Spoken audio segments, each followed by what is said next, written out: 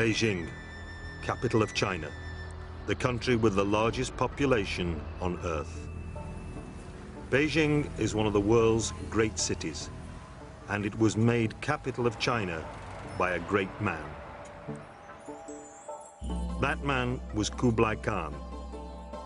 Kublai declared himself Great Khan, the supreme ruler of the Mongol Empire, at his palace of Xanadu in 1260.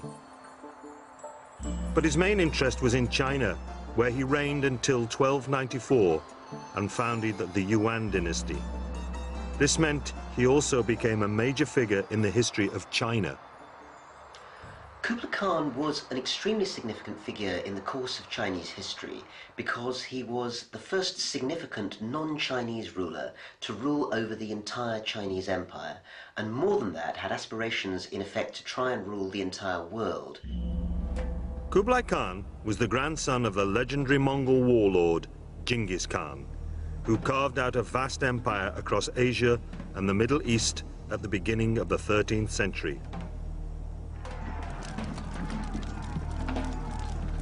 Like his grandfather, Kublai crushed his enemies with brute force. Yet he ruled his own lands peacefully, setting up governments, creating systems of taxation, and promoting culture and commerce. He made Beijing the capital of the biggest empire the world had ever seen, stretching from the shores of the China Sea to the River Danube in Europe, and from Siberia to the Indian Ocean. But his greatest achievement was the unification of China, a unification that survives to this day. And although he reigned over 700 years ago, his story is one that still has great significance. The reason why Kublai Khan is of interest today is because Kublai Khan ruled a great multicultural society, a great multicultural empire. And he presided over a global economy. And this was globalization in the Middle Ages. And again, his empire incorporated many, many different cultures and peoples, and he was able to unify them, bring them together, and do so successfully. So Kublai Khan was clearly a man of vision, but what else do we know about him? The Venetian traveller Marco Polo, who lived in Kublai's court for more than 20 years, described him as a man of middle height with a figure of just proportion and a face that was somewhat red, which may have resulted from his love of food and alcohol. But he was also capable of extreme violence, barbarity, and cruelty. He carved out his great empire with one battle after another, and even though his military career started quite late in his life, his skill in combat was second to none. But there was another, very different side to his character. Throughout his reign, the wise Khan, as he was known, courted the most sophisticated, intellectual, scientific, and artistic minds of the day. And he was very practical, recognizing the benefits that freedom of trade and effective taxation would bring. In terms of practical changes, one of the big things that you would have seen if you lived through his rule was a massive increase in public works. For instance, China's canal system was increased during his time through massive use of forced labour. This meant that grain and other important agricultural goods could be transported up and down the country much more conveniently, without having, for instance, to use the often slightly dangerous and pirate-ridden seas on the China coast. Another innovation of the period, and one that would have great significance later, was the introduction of paper currency, banknotes. To understand the full significance of this, we need to know more about the Mongol culture that Kublai Khan came from. Kublai's grandfather, Genghis Khan, was one of the most violent men in history. In just 2 decades in the early 13th century, his forces carved out the biggest empire in world history. The Mongolian tribes he led originated from the steppe grasslands in the shadows of the Altai Mountains in the southwest of the modern state of Mongolia.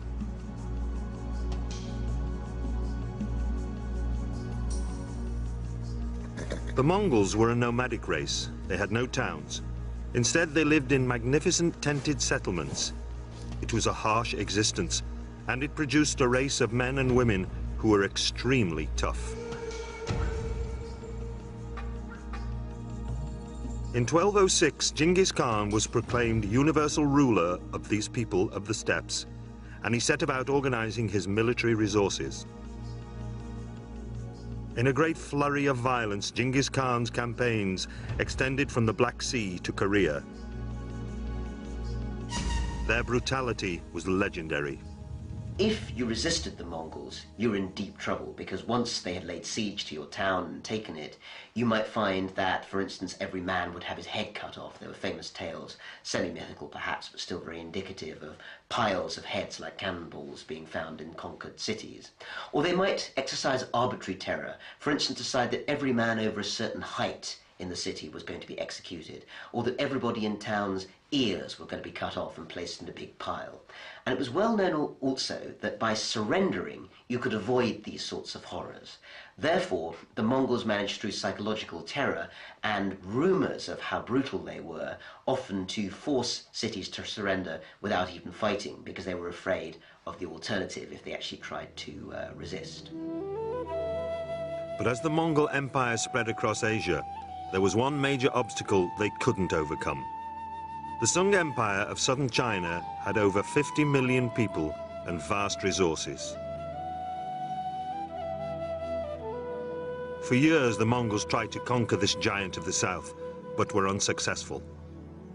It was going to take a warrior of very special abilities to overcome the resistance of the Sung dynasty that ruled southern China. This man was Kublai Khan, but it was to be many years before he was to get the chance to prove himself. Kublai was born in Mongolia in 1215, when his grandfather Genghis was at the height of his power. His father Tolui was a coarse military man, the youngest of Genghis's 4 sons by his favorite wife. Kublai's childhood and early career were unspectacular. They gave little hint of how influential he was to become. Not just as overlord of all the Mongol dominions, but also as the ruler of his own Chinese empire. His father died from alcoholism when he was 15, but this seems to have had little effect on the young Kublai, because Tolui had been away at war for years at a time, and Kublai had hardly ever seen him. His primary influence was his remarkable mother, Sorkaktani. Women enjoyed a prominent role in Mongol society. Regularly, they would fight alongside their husbands. Others ruled their own territories. Sorkaktani was typical of this strong tradition. As a young woman, she was one of the few people to stand up to Genghis Khan, and Genghis had a high regard for her and for her son Kublai. The great warrior was quick to recognize the child's intelligence. Like most Mongol children, Kublai could ride and shoot by the time he was 3, and he was an accomplished fighter. But his mother also pushed him academically, and Chinese scholars taught him Confucian philosophy, which was based on the principles of harmony in the family, order in the state, and peace in the empire. She is credited with having brought all her children up in this rather enlightened way to realize that there was no use just killing people and enslaving them, taking their things, but if the empire was actually going to become a real empire, not simply just a conquest state, you had to respect the traditions of the people you'd conquered, and you had to preserve, the wealth that was there and not simply destroy it or dissipate it. So he obviously benefited from wise counsel for his mother, and he was educated in Chinese ways as a younger man, and that obviously paid off when he became Khan. By taking the time to educate him and expose him to the peaceful teachings of Confucius, without ever renouncing the violent ways of the Mongols, she encouraged the 2 sides of his nature that was to be the key to his success. The fact that Sorkaktani raised her sons and ruled her lands in such a different way to the male Mongol warlords was to have a huge influence on Kublai. In 1236, at the age of 21, Kublai was granted his own lands by his uncle Ogedei, who had succeeded Genghis on his death in 1227.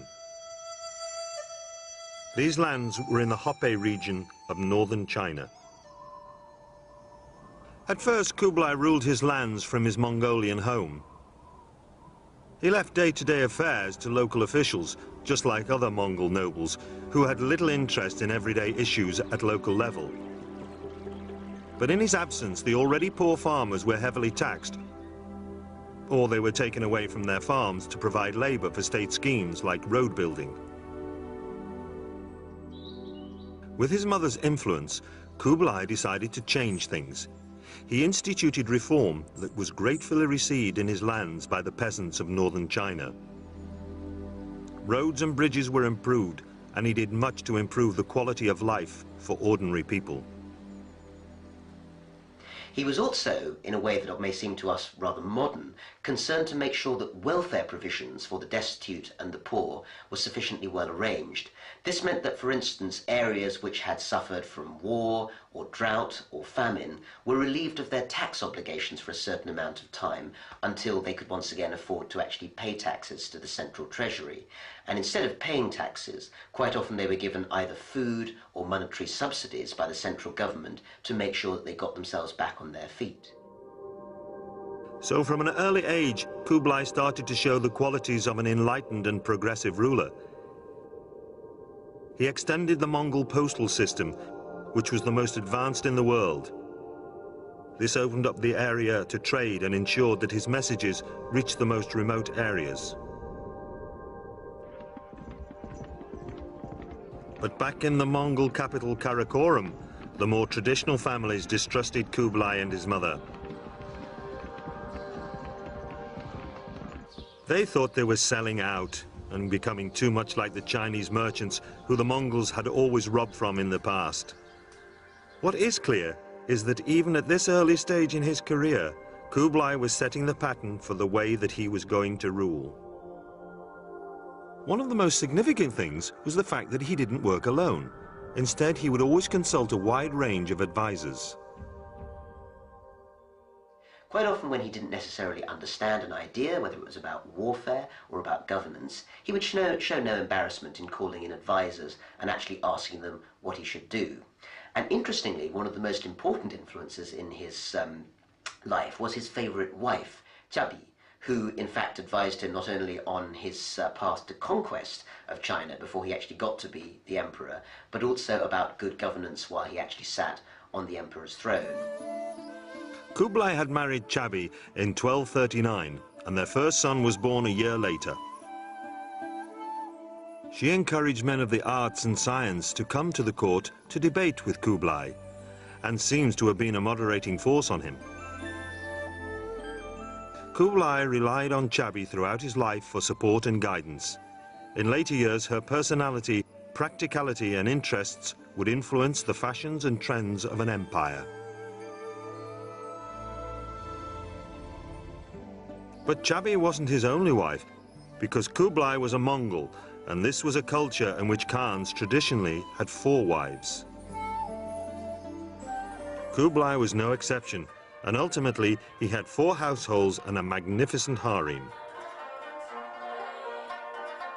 But as an ambitious young man, Kublai had more important things on his mind, especially when his brother Mongke was elected Great Khan after the death of their uncle Ogedei in 1251.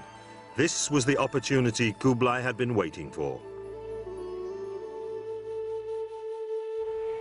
When his brother became Great Khan, Kublai's wealth and standing rose overnight as he was granted new lands in northern China by Mongke. What Kublai needed now was the chance to prove himself as a warrior. This was vital. Throughout Mongol history, military success was the key to being seen as a strong leader. His opportunity came when Mongke decided to finish the campaign his uncles had started against the southern Sung Empire. A direct assault on the Sung was risky and predictable. Instead, Monkey planned a two-pronged pincer attack. Two Mongol armies would descend on the Sung simultaneously from both the north and west. But the plan had a drawback. On the western route, the independent non-Chinese kingdom of Nanchao stood directly in the way. It would have to be dealt with if the Mongols were to succeed against the Song Empire. Kublai was selected to lead the attack on Nanchao and received the order to move in July 1252. Conquering Nanchao meant a direct assault on its fortified capital, Tali. This invasion was no easy task. Massive obstacles had to be overcome. 3 great rivers and the rugged mountain ranges of the Tibetan Plateau lay in Kublai's path. Envoys that Kublai sent ahead to tell the king to submit were beheaded, and the kingdom of Nanchao refused to surrender. After 2 months, Kublai's forces reached the banks of the mighty Yangtze River. The critical moment had come, but there were no bridges. On the opposite bank, the Tali army slept, confident that Kublai's army could not cross the river. But Kublai directed his men to make inflatable bags from sheepskins, and they crossed the river late that night in a surprise attack. The Tali forces were cut down in their thousands by the Mongol cavalry as they attempted to flee back to the capital. Soon the Mongol forces were at the gates of Tali. Everyone inside knew that Mongol tradition was to slaughter the inhabitants of the first city they took on a campaign as an example to the rest of the country. But Kublai was different. He promised that the city would be spared if they surrendered peacefully. Sensibly, Tali opted to do so, and Kublai kept his word.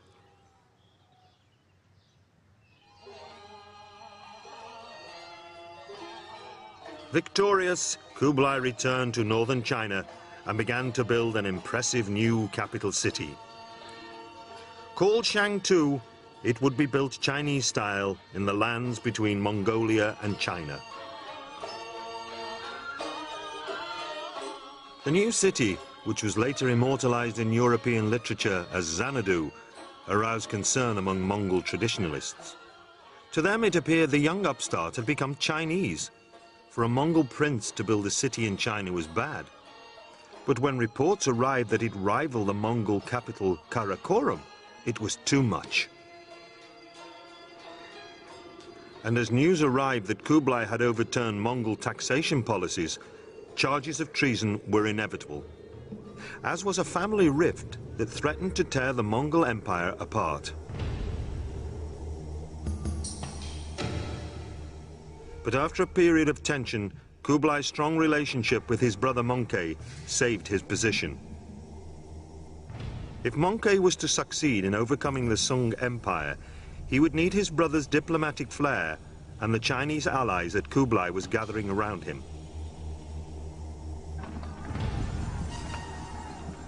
Kublai was given command of one of 4 massive Mongol armies, which left Shangtu in 1258. The Mongol forces made swift progress into central China, but as they reached the banks of the Yangtze River, disaster struck. The south's warm, oppressive climate made it a hotbed for disease. Monkey went down with a serious case of dysentery and died suddenly. The Great Khan left no successor, and the Mongol world came to an abrupt halt. The Sung campaign was abandoned. Karakoram was in a state of crisis. Who would take up the position of Great Khan?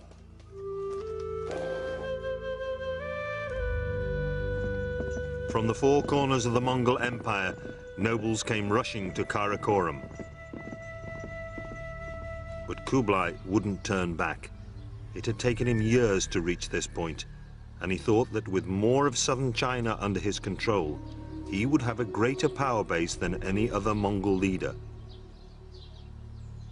a final conquest of the lands that had eluded his father and grandfather would impress upon the noble families his military prowess and suitability for the position of Great Khan. So Kublai tried to finish the Sung off before he returned north. He continued to fight for 2 months, severing the Sung's main supply line along the Yangtze River. The Sung were in panic. They had been taken by surprise in the initial attacks and were in real danger of a complete collapse. But Kublai couldn't capitalize on his position because back in the Mongol heartland there was turmoil. Kublai's wife begged him to return to the north to face the possibility of civil war, despite the chance he had of smashing the Sung once and for all. The threat in the north was coming from the youngest of Kublai's brothers, Arik Bok, who had remained at the Mongol capital, Karakorum. So there were 2 rivals, and it was important to understand what these 2 rivals represented, because Arik Boko was a Mongol of the old school. That's to say, he wanted Mongol rule to carry on in the way that it had always been. He wanted the Mongols to be based in the steppe, which was their traditional homeland, to carry on a sort of a conquest state, which means that they were conquering, plundering, ruling really as outsiders in a way, just dominating the areas that they conquered. But Kublai represented a rather different approach by now. He'd already been in China some years, and he had the resources of a great sedentary civilization behind him. You know, he was the most important figure in what was then just the province of China, the part of the empire.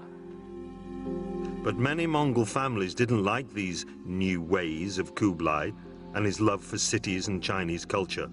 They saw in Arik Bok a chance to bring the Mongols back to their roots by opposing Kublai. So a secret council was convened and a rebellion planned.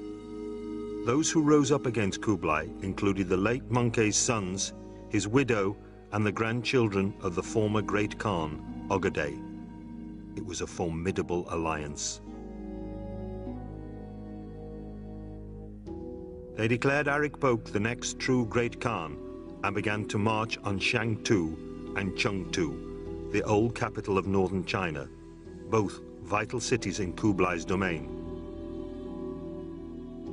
Kublai's wife, Chabi, and his advisors sent messenger after messenger, impressing on him the danger of Arik becoming Great Khan. Kublai finally had to give in to their pressure and rode north, back over the territory he had fought so hard for. He garrisoned Shangtu and went into discussions with his favored advisors on what to do next. It was a critical moment in his life.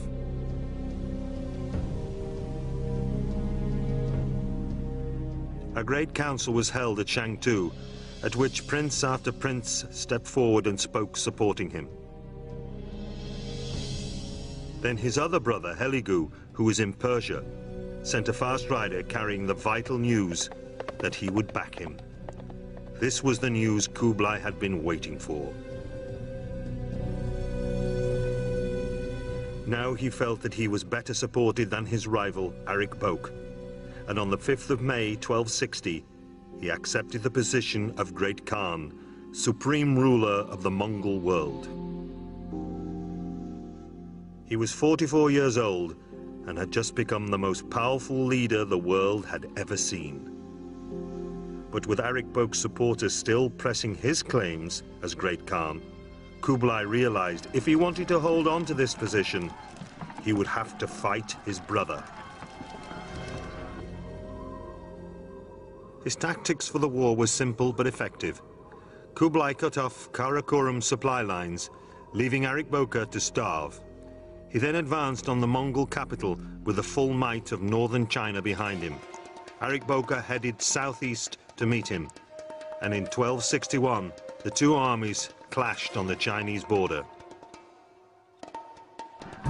Arik Bok's forces were outmanned and outmaneuvered, and it soon became clear to him that they were no match for those of his brother.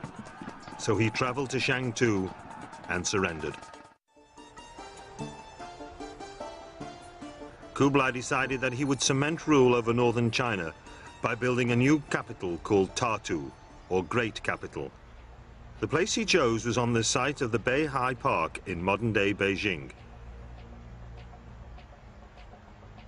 Work began in 1266, and it was to take 30,000 men 5 years to complete it. But while it was being built, Kublai's territorial expansion continued. By now he controlled the Mongolian heartland, and with northern China under his belt, he set his sights on the prize that had eluded the great Khans for generations, to conquer the Sung and unite China under a Mongol flag. But Kublai was a diplomat as well as a great warrior, and at first he tried wooing the Sung with promises of self-rule and prosperity under Mongol leadership. But his appeals fell on deaf ears. The Sung had no intention of submitting to a barbarian.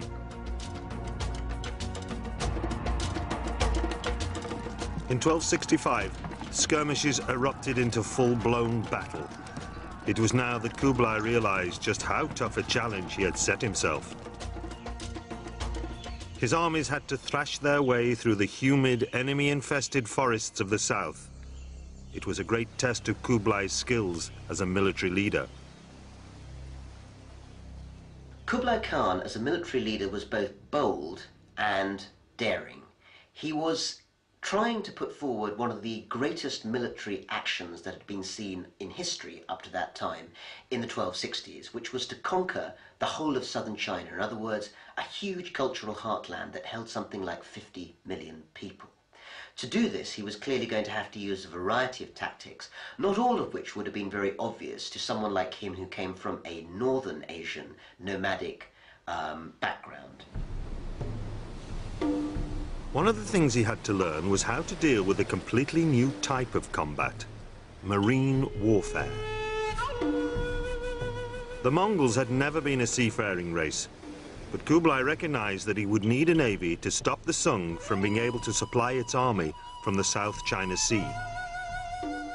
Kublai's forces captured 150 Sung boats in a raid on the coastal town of Tiaoyushan. Using the captured ships, Kublai set about transforming the Mongols into a formidable naval power. It was this sort of bold innovation that set Kublai Khan apart as a leader. The Mongols took to battle on the waves with astonishing speed. By 1268, Kublai had himself a navy, and on land, his armies rampaged southwards, capturing town after town. By 1271, as Kublai's armies swept all before them, the construction of his grand capital was completed. The wall of Tartu was 20 miles in circumference and was split into two areas. The inner wall held Kublai's ornate imperial city. Inside the outer wall lived the officials and scholars of the court. The ordinary people lived beyond the outer wall. The Forbidden City, which was built later in the Ming dynasty, now stands on the site where Kublai wined and dined his court in lavish style. At Tartu, Kublai lived in the lap of luxury, with attendants and beautiful concubines on hand to service his every need. Following the traditions of Chinese rulers of the past, Kublai proclaimed himself emperor and founded a new dynasty, the Yuan dynasty. He chose the name Yuan as the name of his dynasty very cleverly. Traditionally, the Chinese had named their dynasties after a place or a town from where they originated. Now, Kublai did not do this. Obviously, if he had called it after Mongolia or a Mongol name, this would have annoyed, this would not have gone down well with the Chinese. They're very nationalistic. So he chose the word Yuan. Yuan in Chinese means origin.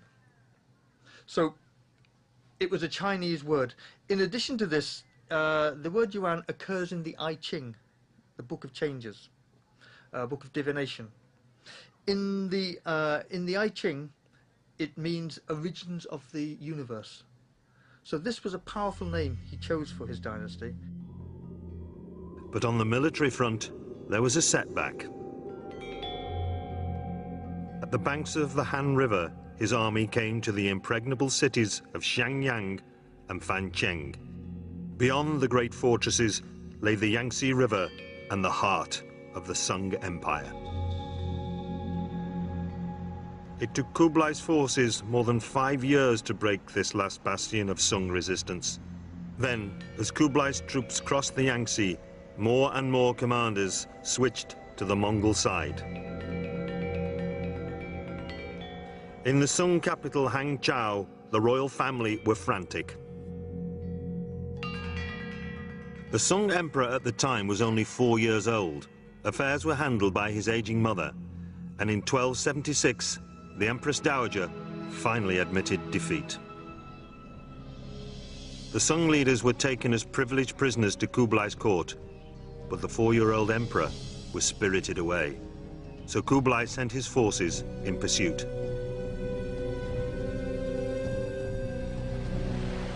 The last remnants of the Sung leadership put to sea and were hunted down by Kublai's navy. The last that was seen of the boy emperor was in the hands of a Sung admiral, who jumped into the sea with him, declaring, "The Sung emperor chooses death rather than imprisonment." It was now 1279. 70 years of on-off warfare with the south was over, and the whole of China was in Kublai's hands. After defeating the Sung, Tartu became the capital of all of China and would remain so right up to today. One of his first priorities was to improve communications between north and south. To do this, Kublai employed 3 million laborers to extend the Grand Canal to carry grain from the fertile south up to the imperial city. Kublai could now draw on the resources of the most advanced nation on earth. The Sung led the world in the quality of their goods, and their busy trade routes would make Kublai one of the richest men on earth. The Mongol Empire now had the largest army in Asia, the largest fleet, the most prosperous people, and the largest city on earth, Hangzhou. It was a spectacular achievement for Kublai, and it cemented his position as Great Khan. Kublai treated the deposed Sung royal family well, and he told his forces he would not tolerate any looting of the south's riches. Kublai knew he would have to win over the people of the south if he was to lead a united China.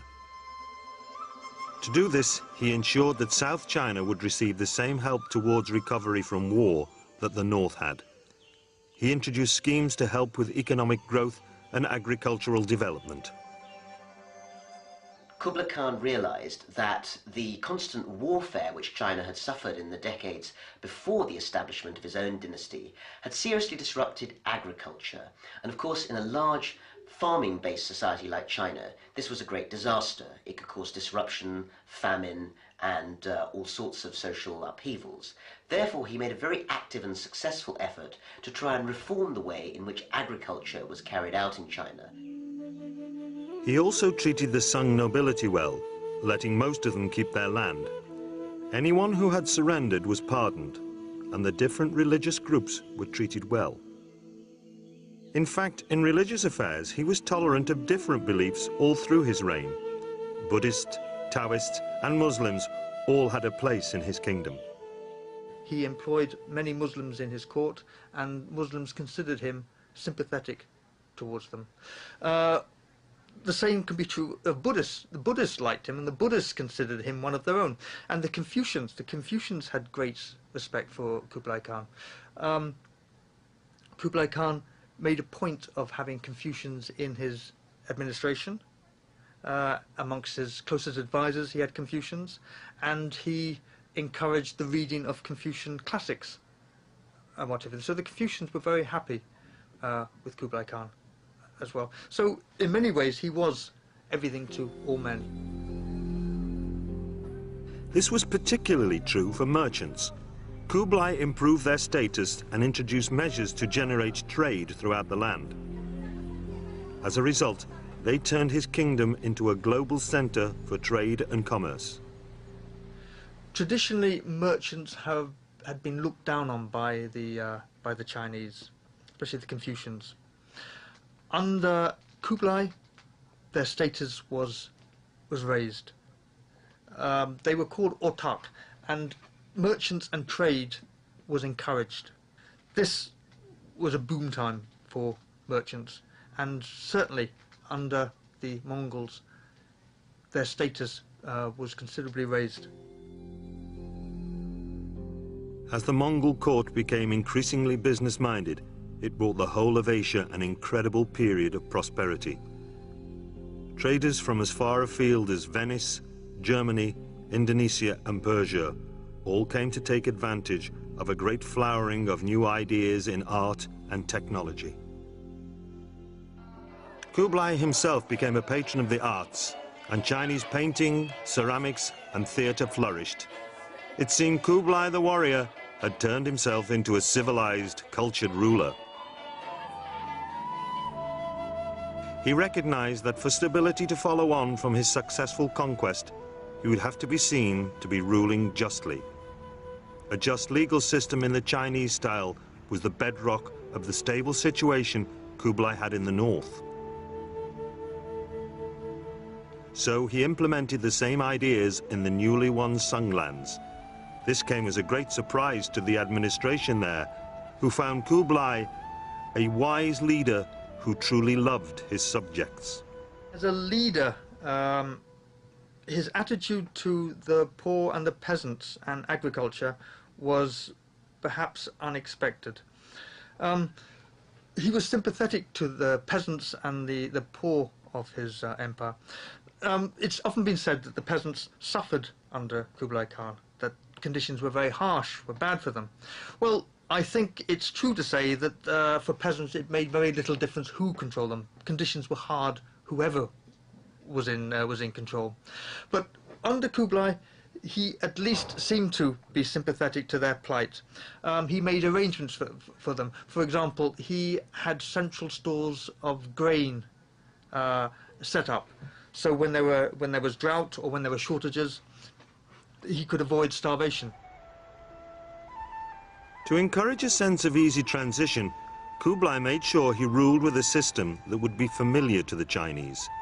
He organized a secretariat which was in charge of civilian issues and a privy council which dealt with military matters.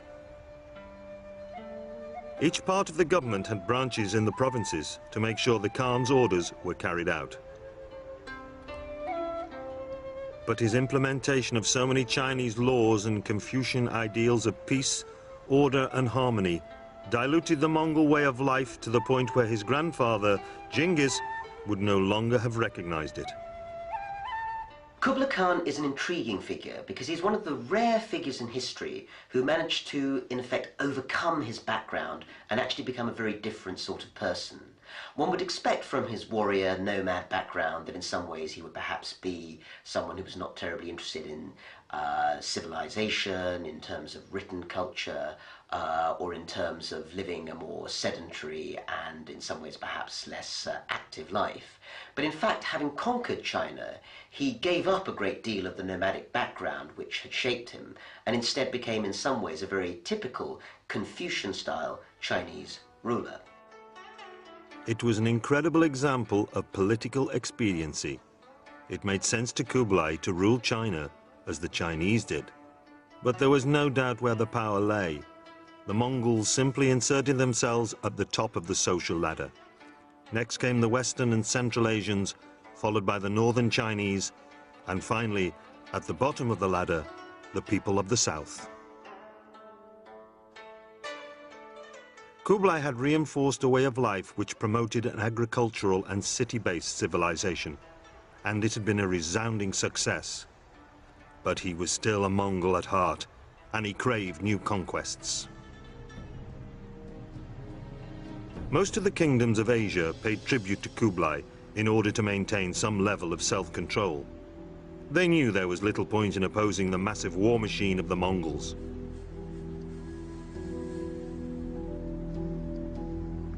But Kublai still felt there was one thorn in his side: Japan. He had sent many requests that Japan accept him as their emperor, but every offer was met with the execution of his envoys. It was the challenge Kublai had been hoping for. He enlisted the reluctant Koreans to crew the Sung ships he had captured and mounted his first invasion of Japan in 1274. An army of 20,000 cavalry and infantry reached the offshore island of Iki and overcame the Japanese forces there. But as the day wore on, the weather began to change, and when a storm broke, the fleet was caught in its full fury and was destroyed. But Kublai wasn't to be deterred by this setback. The reports he'd received from the first attack showed that the Mongol forces were superior in every way. They had simply been the victims of bad luck. So a second invasion was launched in 1281 with a two-pronged attack from North and South China. The commanders were to meet on the island of Iki and then converge at the center of Hakata Bay. But the Japanese were better prepared than the first time, and Kublai's forces met with fierce resistance. Fighting went on with little progress for 2 months. Then disaster. Another typhoon struck and slammed the Mongol boats against the rocks. Almost all were lost. The Mongol forces trapped on shore watched in horror as their only chance of escape sunk. The elated Japanese forces quickly overran them. But even then, Kublai didn't want to give up. Very stubbornly, after this terrible defeat, which was extremely costly in terms of men and equipment, of course, and financially, he was determined to have another go against Japan.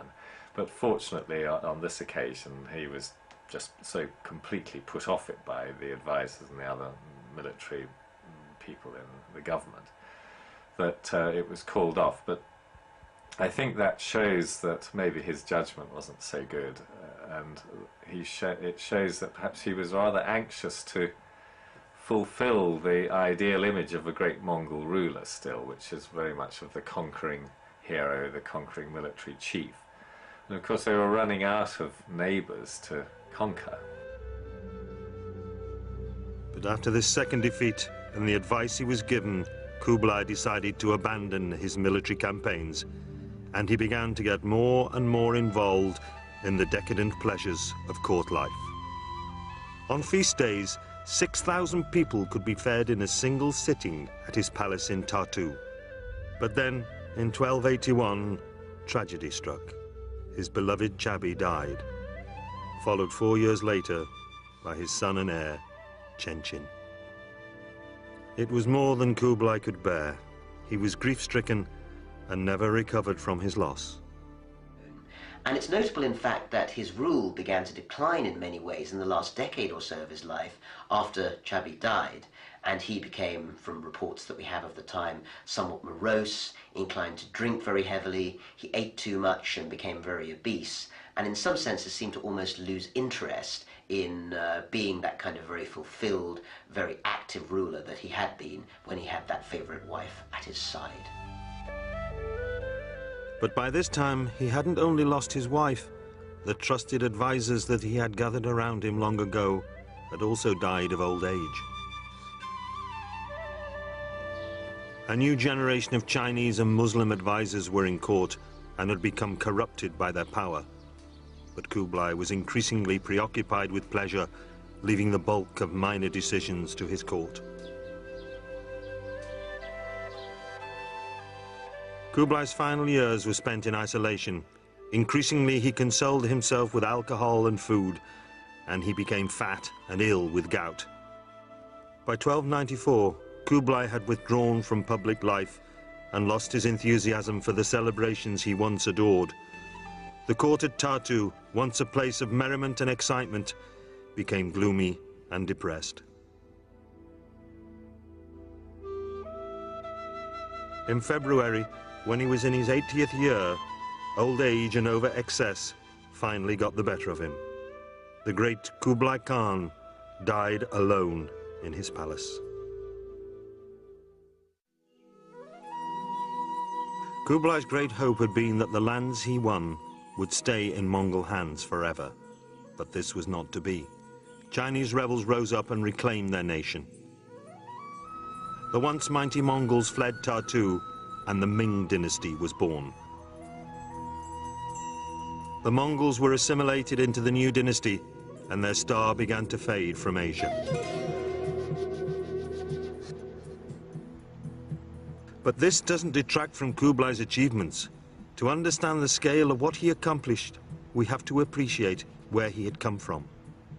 He came from a nomadic, warlike people, the Mongols, who had never known a very settled kind of society, and managed to convert himself into the emperor of one of the greatest sedentary civilizations, Chinese civilization, that the world has ever seen. And he did so in a tolerant and cooperative way, rather than through sheer brute force, which is what we might have expected from his own background. From the days of his grandfather, Genghis, Mongol hordes had struck fear and terror into hearts and minds throughout Asia. But Kublai Khan challenged this stereotype. Tempering tyranny with tolerance, his regime brought a more civilized form of rule. This dynamic and forward-thinking leader turned his back on many Mongol traditions and showed that Mongols were more than savages or barbarians. Yet throughout his reign, Kublai never forgot his heritage. He remained a Mongol, and like other Mongol leaders, he embarked upon numerous military campaigns. His conquest of southern Sung China was a stunning victory. It was one that his warlike predecessors had never been able to achieve, and it ensured his status as a great Mongol commander. And the fact that China is still unified today is a direct consequence of Kublai's vision of completing what his forefathers had begun.